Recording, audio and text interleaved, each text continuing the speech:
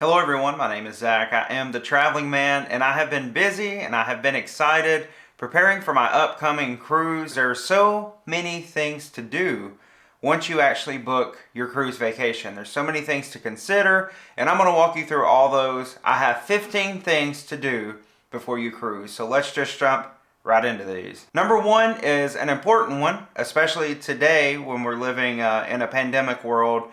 And there's a lot of changes going on. There's a lot of testing going on. There's a lot of requirements that you're just not guaranteed that you're going to meet to be able to sell. And that number one priority, the top thing you should do, the first thing you should do after you book your cruise is immediately consider purchasing travel insurance. Now, travel insurance will protect you from a whole host of things just depending on what plan that you get. And there are so many out there. You just have to go online and do your research. I know a lot of the cruise lines also offer travel insurance.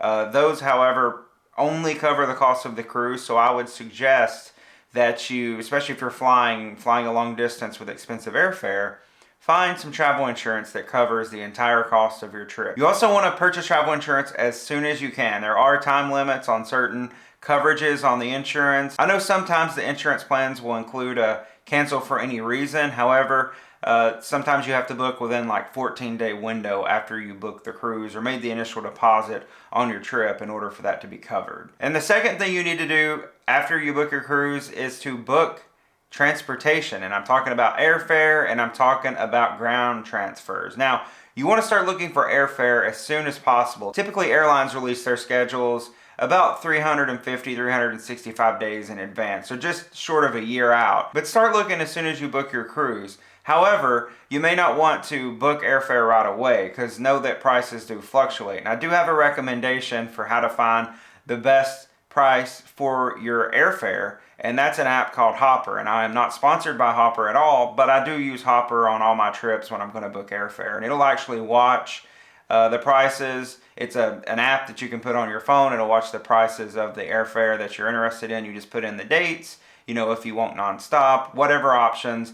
And if the price goes down, it'll send you an alert to your phone and it'll say, hey, there's been a price drop. However, you want to wait because we think there's going to be a better price drop later on. And then it'll tell you exactly when you want to purchase your airfare to get the lowest price. So make sure you look into Hopper and make sure that you're constantly looking for the lowest airfare because those prices change multiple times a day. They don't even change daily. They change sometimes hourly. So keep on the lookout from the moment you book your cruise for airfare. You also want to be in consideration of ground transfers. And what I mean by this is if you're flying to an airport, let's say in Miami, how are you going to get from the Miami airport over to the cruise port? Now, I often take Lyft or Uber or other rideshare program like that. But if you want to take cruise line sponsored transportation, most cruise lines do offer, they'll have a bus that'll pick you up at the airport and take you over to the port. So you want to make sure that you have all that lined up and know how you're, one, flying or getting to the port city, and two, how you're going to actually get to the ship from the airport. The third thing you need to do after booking your cruise is make sure you have a current passport or birth certificate. This is very important because these are identification documents that you're going to need in order to set sail. And often, once you check in online days in advance or sometimes weeks in advance of your cruise, they're going to ask you for this information. You also want to make sure that your passport doesn't expire within 6 months of your sailing date. Your passport has an expiration date, and 6 months before that expiration date is actually when it's no longer good. You actually probably won't be let out of the country without some serious questioning with a passport that's set to expire within 6 months. If you are using your birth certificate, you're going to want to make sure that it is the original raised seal copy from your state, wherever you were born. So make sure you do have that. If you've lost it, it does take time to get a replacement. So that's why you want to make sure that you have a valid passport at the time of sailing or a birth certificate and make sure these documents are up to date. So as soon as you book your cruise, make sure you have these documents in hand and ready to go. Also check your driver's license, especially if you're taking your birth certificate, you're going to have a photo ID, and a lot of people use driver's license. So whatever form of photo ID, make sure it's still going to be valid at the time you sail. Also, that's very important. So number 4, now that we've got some of the bigger logistics things out of the way, the fourth thing I recommend that you do is join a Facebook group for your cruise. Most of the time, years in advance, because cruise lines right now, this is 2022, cruise lines have already released their schedules all the way up through the end of 2024, a lot of them. So people will go on as soon as they book a cruise and create a Facebook group for that cruise. So if you're on Facebook, I highly recommend you search and find your cruise's Facebook group that someone's created. It's a great community to join. Folks are going to be posting all sorts of information. It's a place for folks to ask questions. A lot of folks I see in these groups talking about short excursions. Hey, I'm going here, or I have room on my tour available for a few people if someone wants to join. So go out and check out your Facebook group for your cruise. It's also a great way to make friends ahead of the cruise if you're into that and want to meet up with some people on the ship. I know a lot of these Facebook groups, they'll actually set up meetups on the ship and slot polls and different things like that, activities throughout the sailing. So go find and join your Facebook group for your upcoming cruise. Who likes to save money? I do. I love to save money, especially on travel. And I think I'm pretty good at it. So my fifth one is check for price drops. And it's important when you book your cruise to know what rate that you book under. There's a certain rate or a certain promotion that you book under. Make sure you know the rules of that and the restrictions of that. Often if you book early enough, you're going to be booked under a rate where you can actually apply for price drops. So all the cruise lines do this a little bit differently. So you're going to want to make sure that you understand, based upon the fare, the promotion, and the cruise line that you're sailing with, what the rules are on that. But what I do, and I do it pretty religiously, it's like one of the first things I do in the morning when I get up, is I go online and any cruise I have booked, I pull it up and, I go to carnival.com and I look for that cruise like I'm going to book it again, and I see what the current price for the room that I booked is. And if it's lower, I apply for my price drop. So make it a habit, whether it's weekly, whether it's daily, just go on and check the current price of your cruise, because folks, I've saved thousands of dollars, and I do mean thousands. I just saved like $1,500 on a cruise a couple weeks ago doing this very same thing. You want to be checking for those price drops. Number 6, the sixth thing that you want to do before your cruise is upgrade your cabin. And there are many different ways to do this. I just talked about price drops. If you did look at your cruise and see there's currently a large price difference in what you booked and what it's currently being offered as, you could call the cruise line and ask to be moved to a different cabin, because the cabins are all priced differently, but they usually flow together. Like if there's a price drop in one category, usually there's a price drop in all. So say you're in an interior and your price drop was great enough that if you do a mock booking and look and see that you actually could be in a balcony, well, you can call Carnival, we're going to go with Carnival still, and tell them, hey, please move my room to a balcony, because I see that current price for balcony is the same price I paid for an interior, and you can do that. However, you can also upgrade through other avenues. You can always call and pay the difference in whatever the fare is from what you're currently booked to what you want to book in. However, some cruise lines do offer bid upgrade programs, and I'm going to use Royal for this example because Royal has the Royal Up program, and essentially how that works is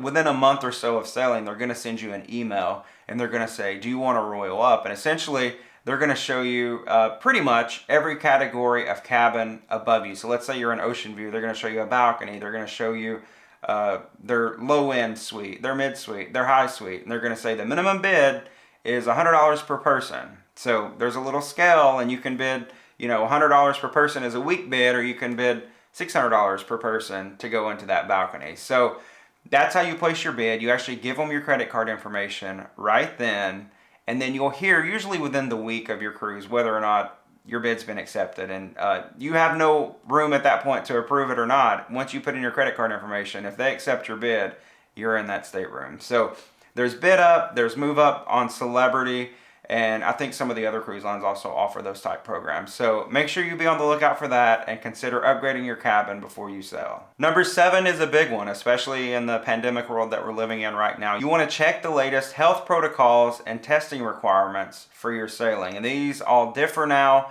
per cruise line, per cruise, even down to the port that you're leaving from. So make sure one of the first things you do after you book your cruise, in addition to making sure you have your identification documents and your airfare and all that, it is so imperative that you understand what the testing requirements are and the health protocols are. And the reason I say this is you might have to schedule some type of a test and have it done. Might need you to make an appointment within a day or two of your cruise, so you want to be on top of that and make that appointment as soon as you can. Also, you might have to show some type of health documentation, such as a vaccine record. You want to make sure you have all that up to date and have what you need in plenty enough time before you're sailing, because there are no exceptions on these things. If you don't have the testing requirements down or the health documentation, you will not be required to sail. So make sure you have all that covered in plenty enough time. My next tip is to figure out what you're going to do in the port of calls. It's so exciting to go on a cruise because you're going to get to see so many destinations that you've likely never been to before, and you want to maximize your time in port. So I know as a frequent traveler, as an avid traveler,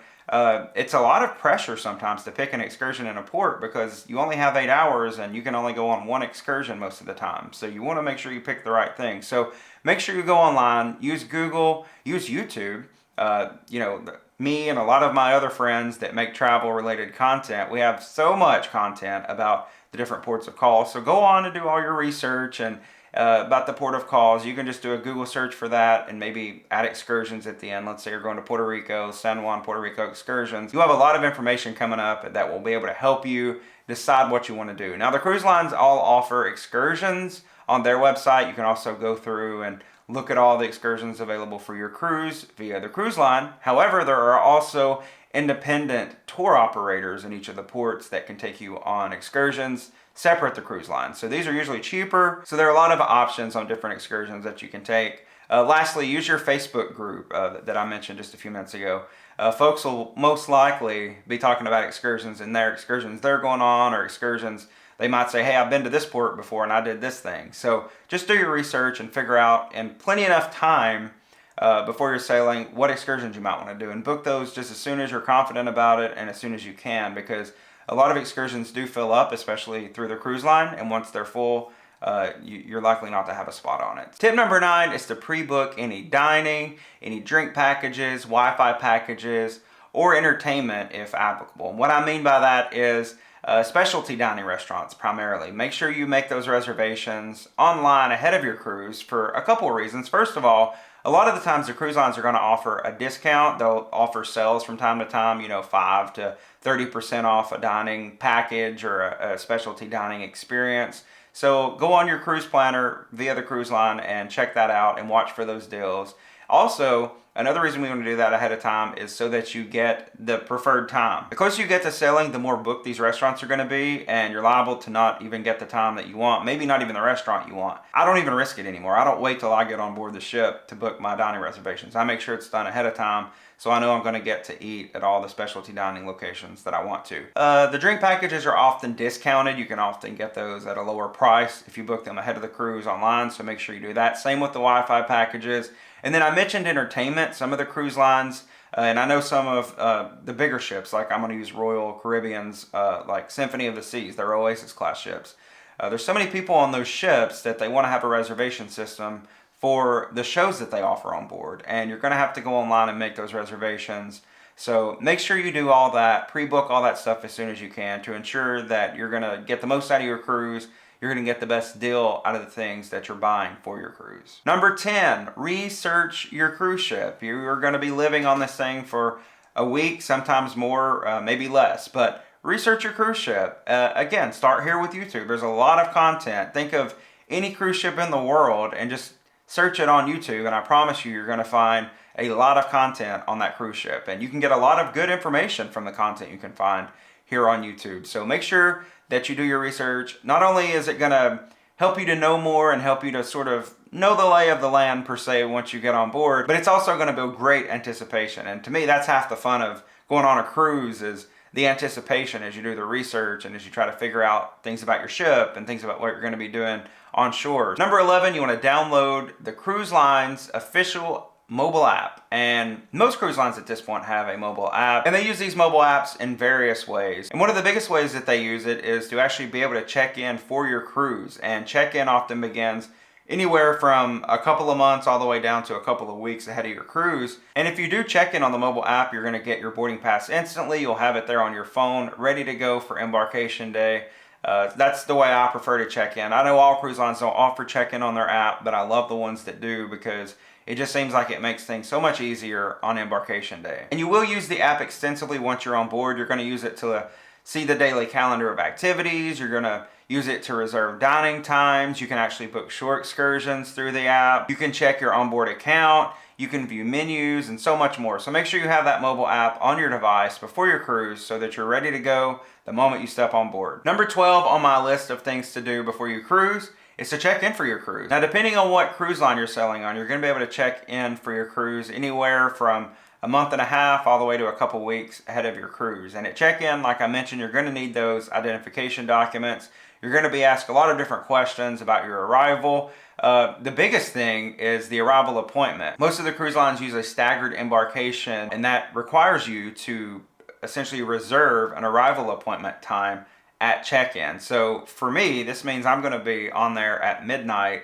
As soon as check-in opens, I'm online to check in for my cruise because I want the earliest boarding time I can get. So just make sure that you check in as early as you can to ensure that you get your preferred boarding time for embarkation day. So my next tip sort of goes along with that. Once you're finally checked in, you now have access to your boarding pass. So you want to print your boarding pass and other important documents. And what important documents am I talking about here? Well, you have your boarding pass, of course. Any other details or information you might have about your cruise, such as addresses. A lot of times the cruise lines will give the address to the port so you know exactly where to go. Contact information for the ship and the cruise line.